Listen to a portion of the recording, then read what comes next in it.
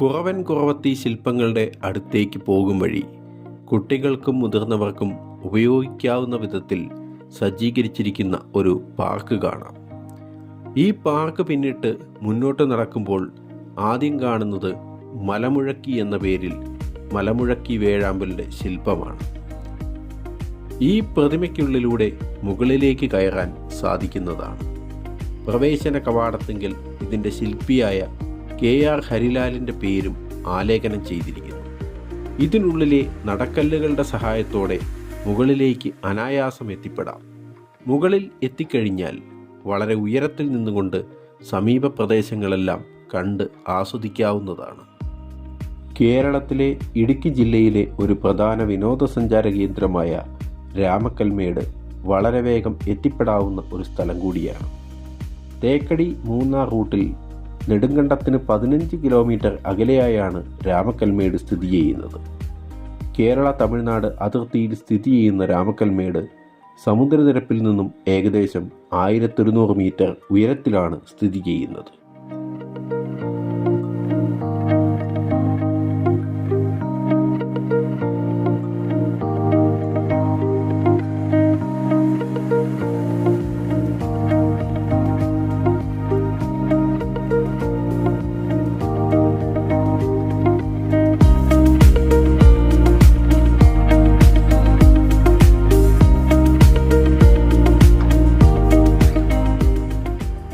ഇതാണ് വളരെ പ്രസിദ്ധമായ കുറവൻ കുറവത്തി ശില്പം.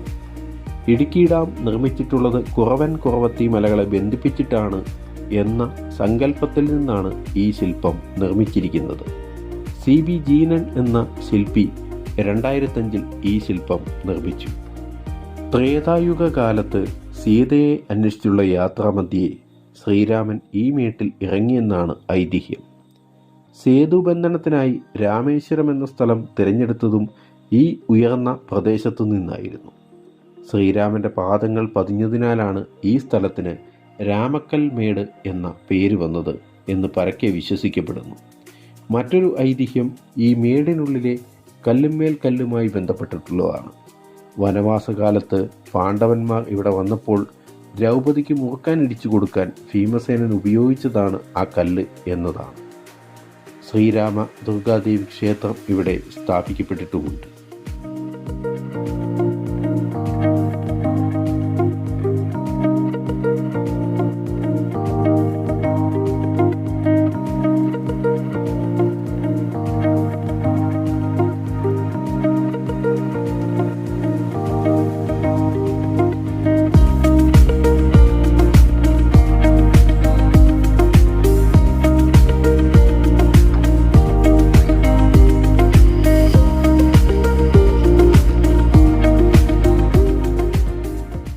ഇന്ത്യയിൽ ഏറ്റവും കൂടുതൽ കാറ്റ് വീശുന്ന ഒരു സ്ഥലം കൂടിയാണ് രാമക്കൽമേട്.